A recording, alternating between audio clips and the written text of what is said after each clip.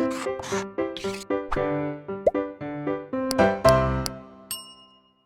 Students, welcome back to blueprint digital. आज की इस वीडियो में हम शोर या ध्वनि प्रदूषण यानी कि नॉइस और साउंड पोल्यूशन के बारे में पढ़ेंगे।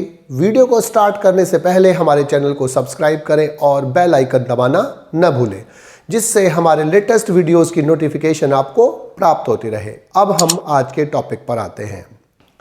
शोर या ध्वनि प्रदूषण का मतलब क्या है? ध्वनि का अवांछनीय ऊंचा स्तर शोर कहलाता है, नॉइज कहलाता है। अर्थात अप्रिय, तेज, असुविधाकारी ध्वनि ही शोर है, नॉइज है। और इससे होने वाला प्रदूषण नॉइज पोल्यूशन यानी कि ध्वनि प्रदूषण कहलाता है। ध्वनि जो जीवधारियों की क्रियाकलापों में बाधा उत्पन्न करे या मानव और जंतुओं के जीवन में असंतुलन उत्पन्न करे, वो ध्वनि प्रदूषण या नॉइज पोल्यूशन कहलाती है। यदि किसी ध्वनि से असहजता महसूस होती है तो इसे हम ध्वनि प्रदूषण कहते हैं। अर्थात अप्रिय ध्वनि या शोर ध्वनि प्रदूषण कहलाता है। हॉज ने सन 1973 में द न्यूयॉर्क टाइम्स में लिखा कि जो न्यूयॉर्क में संपूर्ण विश्व की जो 365 दिन है, संपूर्ण वर्ष के 365 दिन हैं, उसमें जो न्यूयॉर्क वासी होते हैं वो एक भी रात ऐसी नहीं होती जिसमें न्यूयॉर्क वासी शांति पूर्वक आराम कर सके हों, यानी कि उन्होंने शांतिपूर्वक आराम किया हो। यह कथन संपूर्ण विश्व में व्याप्त महानगरों के लिए सत्य होता है। अर्थात यहाँ पर सभी लोग 365 दिन साल में कभी भी शांतिपूर्वक आराम नहीं कर पाते हैं, क्योंकि बाहर इतना अधिक शोर होता है कि शांति नहीं होती है। ध्वनि का जो मापन होता है उसके लिए फ्रीक्वेंसी यूज़ की जाती है, यानी कि आवृत्ति यूज़ की जाती है।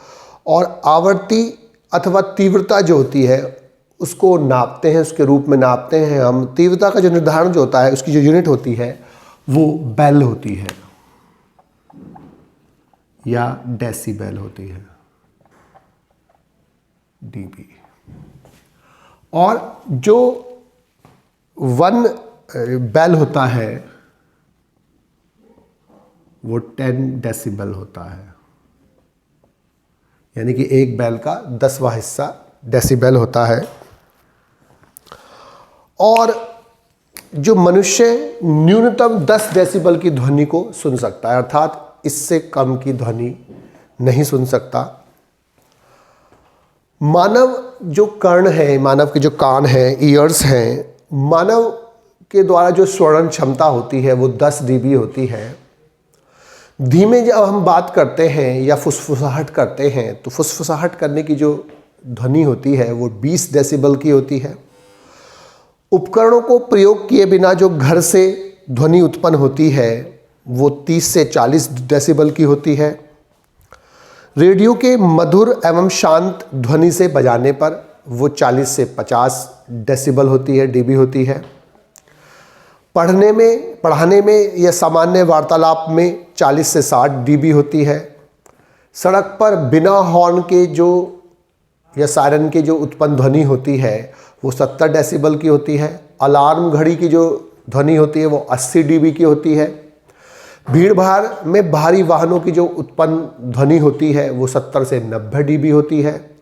100 मीटर की ऊंचाई पर उड़ने वाला जो वायुयान है उसकी ध्वनि 120 डीबी होती है। 50 हॉर्स पावर के जो सायरन होता है उससे निकलने वाली जो ध्वनि होती है वो 150 डीबी की होती है। 10 से 30 डीबी का जो ध्वनि होती है वो सामान्यतः शांत होती है, वो कम होती है। 30 डीबी से 50 डीबी तक की ध्वनि सामान्यतः सहनीय होती है। सामान्य ध्वनि का जो परास होता है वो परिसर जो होता है 50 से 90 डीबी के बीच में होता है।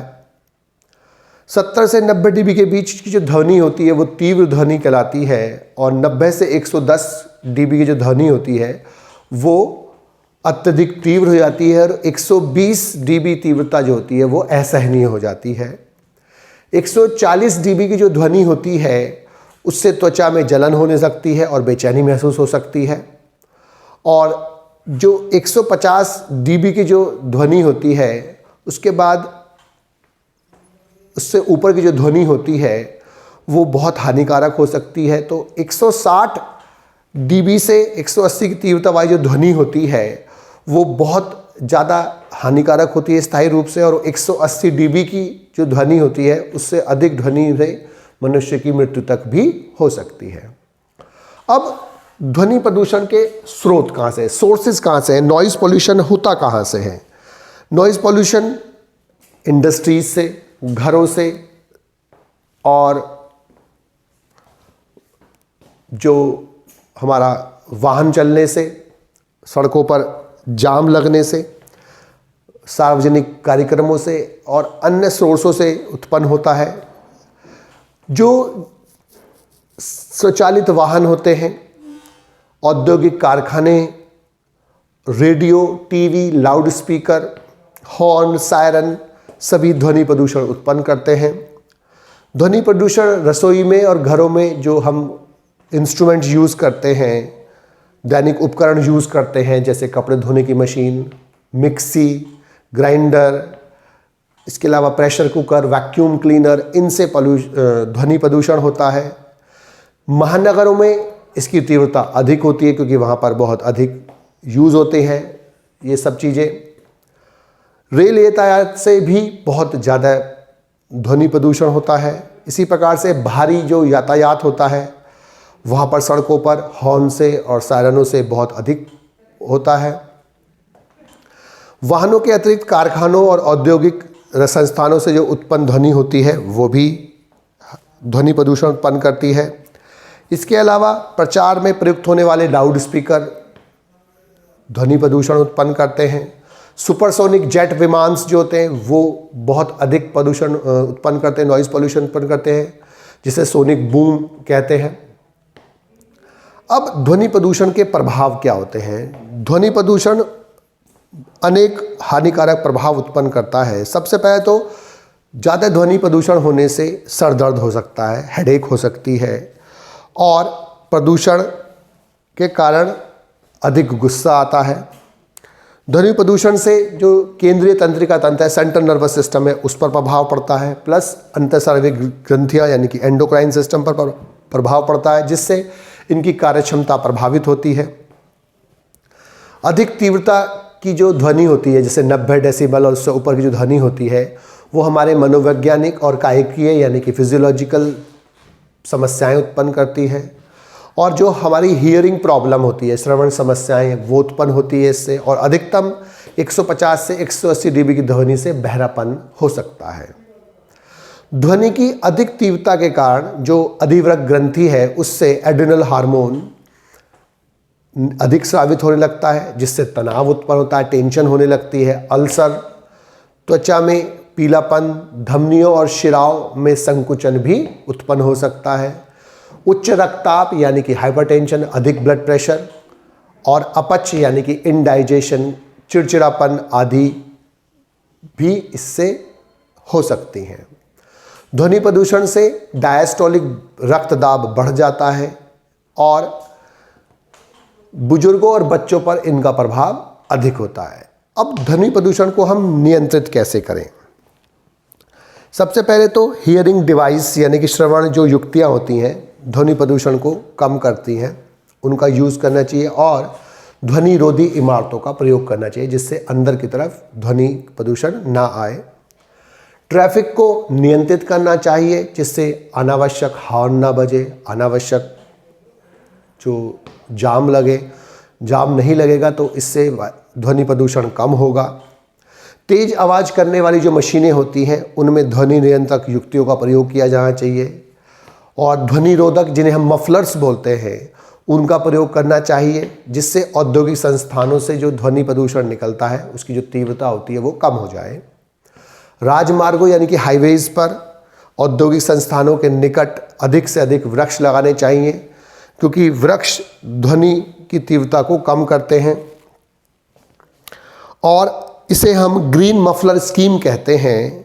तो ग्रीन मफलर स्कीम में हम क्या काम करते हैं, रोड के साइड में नॉइज़ पोल्यूशन को कम करने के लिए पेड़ लगाते हैं और विशेष रूप से अशोक और नीम के पेड़ लगाते हैं जो ध्वनि प्रदूषण को कम करते हैं। सार्वजनिक स्थानों पर तेज आवाज़ प्रोड्यूस करने वाले लाउड स्पीकर आदियों का प्रयोग की अनुमति नहीं मिलनी चाहिए और अगर वो यूज़ भी हों तो बहुत कम आवाज़ में यूज़ होने चाहिए।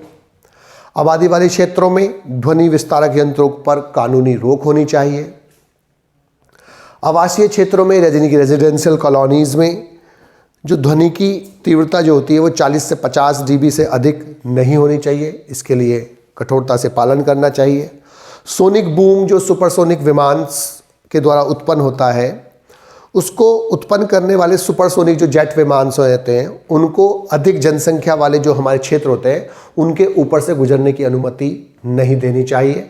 इन सभी दिशा निर्देशों का पालन करने से हम ध्वनि प्रदूषण को कम कर सकते हैं और अधिक से अधिक पेड़ लगाने चाहिए जिससे ध्वनि प्रदूषण कम होता है, चाहे वो घर हो, चाहे वो बाहर हो, चाहे खेत हो, चाहे राजमार्ग हो, जहाँ पर भी मौका मिले अधिक से अधिक वृक्ष लगाने चाहिए। वृक्ष वायु प्रदूषण भी कम करते हैं, साथ ही साथ ध्वनि प्रदूषण को भी कम करते हैं। बच्चों, आज की इस वीडियो में बस हम इतना ही पढ़ेंगे। हमारी इस वीडियो को आप लाइक करें और अपने दोस्तों के साथ शेयर करें। यदि आपका कोई डाउट है तो आप हमें कमेंट करके बता सकते हैं।